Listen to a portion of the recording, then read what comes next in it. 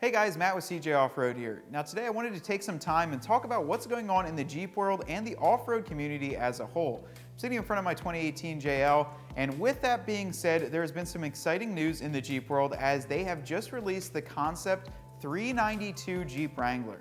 Now this came just on the exact same day that the Ford Bronco was to be released on July 13th. That was a few days ago, and as many of you know, we did release a video about how the Ford Bronco does compare to the Jeep Wrangler and talk about some of the features that was available on that release. Now with the 392 being released on that exact same day, Jeep didn't talk anything about it. They basically dropped a blurry photo with the 392 emblem on the hood just to let people get hyped up about it, and I think it was a great marketing strategy for them. They had many of the big name articles and bloggers writing about it and talking about just how a Jeep Wrangler with a 392 would entirely dominate the market. Now a few days later, an FCA released that it was just a concept vehicle. It said it was a 392 concept. However, inside that article, their chief engineer did say that Wrangler owners have been waiting for a V8 for a very long time, and they think it's about time to give it finally to them.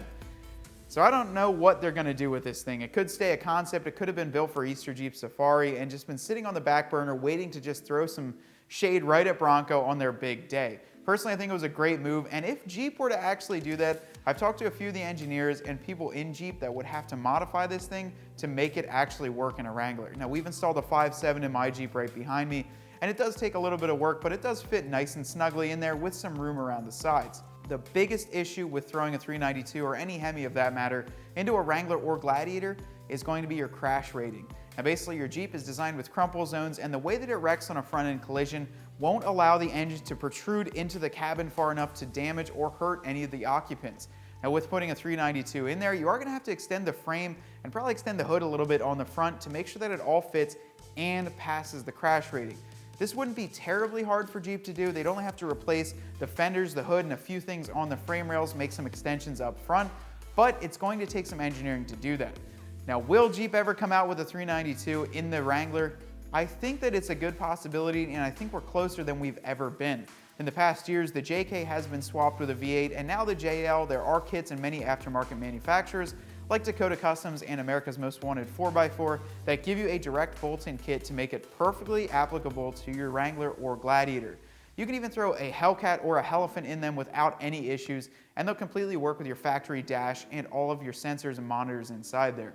I like the 5.7 mated with the 8-speed, and the 6.4 is rated to go up to 450 horsepower and 450 foot-pounds of torque. In a Wrangler, that would be something insane to see. And with that 392 edition, we did see a lot of things that were obviously concept that might come into production, including those brand new Jeep Performance beadlock wheels, as well as a red leather looking interior and a power touch roof. It also came with gold accents and some gold hooks on a front Rubicon steel bumper. And I gotta tell you guys, if they would release this to the public, I think it would sell off the shelves or off the showroom floors just as quick as they could get them loaded in there. As far as that goes, I do think that the price point would probably be about $10,000 to $15,000 as an option.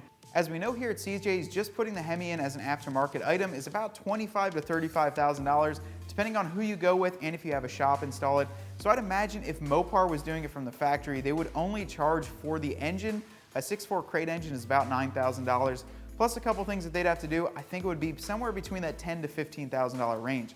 I think everyone would be all over that, especially in the off-road community, getting a V8 in a factory vehicle with a warranty and everything else to back that up. Now, in other news in the Jeep community, they also released the videos for the 4xe electric Jeep Wrangler. Now, that thing is rumored to have a lot more torque than any of the gasoline or diesel engines and be able to give you a substantial amount of travel distance with the mileage out of an electric vehicle. I gotta tell you guys, I'm just as excited as the electric one as I am the Hemi. An electric vehicle gives you instantaneous torque to get over any obstacle. And that would be awesome for off-roading any situation you can think of. The sand, the dirt, the mud, the rocks, anything like that where you need more torque, the electric is definitely going to give it to you.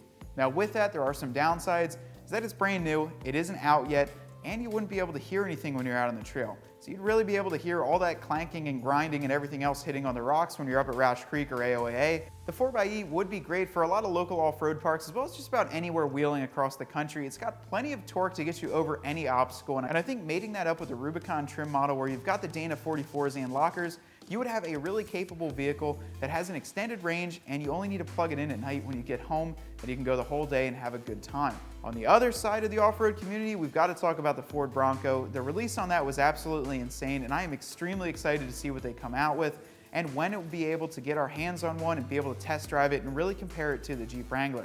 If you guys are interested in watching the full comparison of a Jeep Wrangler to a new Ford Bronco, definitely click the link below and watch my video. That's got a ton of views now, and a lot of people are talking about just how much of a comparison those two are going to be.